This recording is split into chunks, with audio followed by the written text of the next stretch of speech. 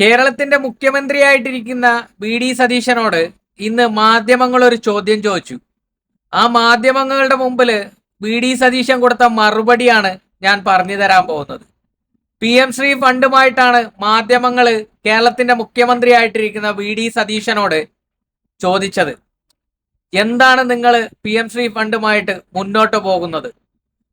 ഇടതുപക്ഷ സർക്കാർ ഇരുന്ന സമയത്ത് നിങ്ങൾ ഏറ്റവും കൂടുതൽ എതിർത്തതാണല്ലോ എന്ന് ചോദിക്കുന്ന സമയത്ത് വി.ഡി. സതീശനായിട്ടിരിക്കുന്ന മുഖ്യമന്ത്രി വി.ഡി. സതീശൻ പറയുന്നൊരു മറുപടിയുണ്ട്. 1200 കോടി രൂപ കേന്ദ്രം നമുക്ക് നികുതി പണമായിട്ട് ഇങ്ങോട്ട് തരാനുണ്ട്. അത് നമ്മുടെ അവകാശപ്പെട്ട പണമാണ്. അത് വാങ്ങിയെടുക്കണമെങ്കിൽ പി.എം.ശ്രീ എന്ന് പറയുന്ന ഈ പദ്ധതിയിൽ ഒപ്പുവെച്ചാൽ മാത്രമേ നടക്കത്തുള്ളൂ. കണ്ടില്ലേ, കേരളത്തിന്റെ മുഖ്യമന്ത്രിയായിട്ടിരിക്കുന്ന വി.ഡി. സതീശൻ പറയുന്നതാണ് 1200 കോടികൾ കേന്ദ്രത്തിൽ നിന്നും കിട്ടാനുണ്ട്. അത് നമ്മുടെ ഔദാര്യമല്ല, അത് നമുക്ക് വാങ്ങിയെടുക്കേണ്ട പണമാണ്, നമ്മുടെ അവകാശപ്പെട്ട പണമാണ്. അതുകൊണ്ട് പി.എം.ശ്രീയിൽ ഒപ്പുവെച്ചേ പറ്റുമെന്നാ പറയുന്നത്. അങ്ങനെയെങ്കിൽ ഈ പി.എം.ശ്രീയിൽ ഇടതുപക്ഷം ഒപ്പുവെക്കാൻ പോയതും അതിനു വേണ്ടി തന്നെയല്ലേ മേനോൻ സതീശ? അത് നമ്മുടെ അവകാശപ്പെട്ട പണം വാങ്ങിയെടുക്കാൻ വേണ്ടി തന്നെയാണല്ലോ. അന്ന് നീയും നിന്റെ കൂടെ നിൽക്കുന്ന ലീഗുകാരന്മാരടക്കം കേരളത്തിൽ വർഗീയത ഉണ്ടാക്കാൻ വേണ്ടിയിട്ട് പറഞ്ഞത് എന്താണ്? പി.എം.ശ്രീ ഫണ്ട് എന്ന് പറയുന്നത് കേരളത്തിൽ വർഗീയത അഴിച്ചുവിടാൻ പോകുന്ന നമ്മുടെ മക്കളെ എല്ലാം ഇല്ലാതാക്കാൻ പോകുന്ന വിദ്യാഭ്യാസ നയമാണ്. അതുകൊണ്ട് സഖാവ് പിണറായി വിജയൻ മുഖ്യമന്ത്രിയായിട്ടിരിക്കുന്ന അല്ലെങ്കിൽ ഇടതുപക്ഷവും സംഘപരിവാറുമായിട്ടുള്ള കൂട്ടുകച്ചവടത്തിന്റെ അവിഹിതമാണ് പി.എം.ശ്രീ ഫണ്ട് എന്ന് പറഞ്ഞിട്ട് കേരളത്തിലെ മൊത്തം മൈക്ക് വെച്ച് കെട്ടി വിളിച്ചില്ലേ നിങ്ങളെ? അപ്പൊ ഈ ഫണ്ട് മേടിക്കാൻ വേണ്ടി തന്നെയല്ലോ ഇടതുപക്ഷ സർക്കാരും ആ പി.എം.ശ്രീ ഫണ്ടിൽ ഒപ്പുവെക്കാൻ പോയത്. ഇന്ന് പൂക്കി സതീശ മേനോനെ നിങ്ങൾ ഒപ്പുവെക്കാൻ പോകുന്ന ആ ഫയലില് ഇടതുപക്ഷം ഒപ്പുവെക്കാൻ പോയപ്പോഴല്ലേ കെ.എം. ഷാജി എന്ന് പറയുന്ന ഇഞ്ചി ഷാജി അടക്കം, പി.കെ. ഫിറോസ് അടക്കം, പാണക്കാട് തങ്ങന്മാരടക്കം, എന്തിനു പറയുന്ന കുഞ്ഞാലിക്കുട്ടി, എന്തിന് പട്ടിയും പൂച്ചയും വരെ ഈ വിഷയത്തിൽ സംസാരിച്ചത് ഇല്ലേ?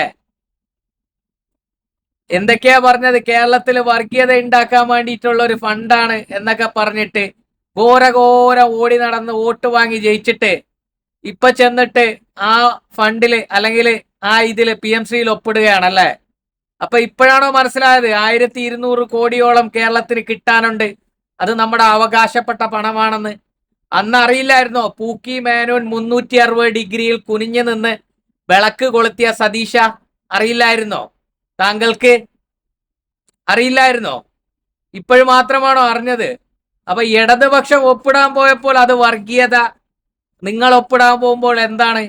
കേരളത്തിലെ ജനങ്ങൾക്ക് പച്ചയ്ക്ക് ചോദിക്കാനുള്ള ഒരു കാര്യമാണ്.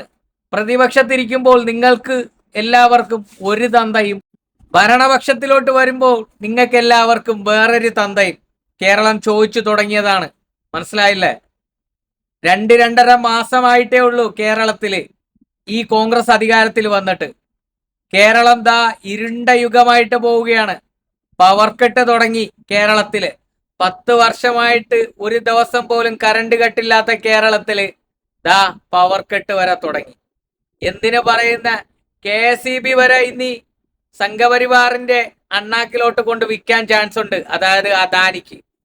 ഇനി എന്തൊക്കെയാണ് അദാനിക്ക് വിൽക്കാൻ പോണെന്ന് നമുക്ക് കണ്ടറിയാം. ഒന്നും പറയാനില്ല. പൂക്കി സതീശ മേനോനാണ് കേരളം ഭരിക്കുന്നത്. Sorry, half BJP half Congress. പണ്ട് സുരേന്ദ്രൻ, BJPയുടെ സംസ്ഥാന പ്രസിഡന്റ് സുരേന്ദ്രൻ പറഞ്ഞിട്ടുണ്ട് 35 MLA-മാരുണ്ടെങ്കിൽ ഞങ്ങൾ കേരളം ഭരിക്കുമെന്ന്. അതെ, 3 MLA-മാരെ വെച്ചിട്ട് ഇപ്പൊ കേരളം ഭരിക്കുന്നത് BJP ആണ്. പേരിന് കേരളത്തിൽ ഒരു മുഖ്യമന്ത്രിയുമുണ്ട്, പേര് വി.ഡി. സവർക്കർ സതീശൻ. എന്താണ്, സെറ്റല്ലേ? അത് തന്നെയാണ്.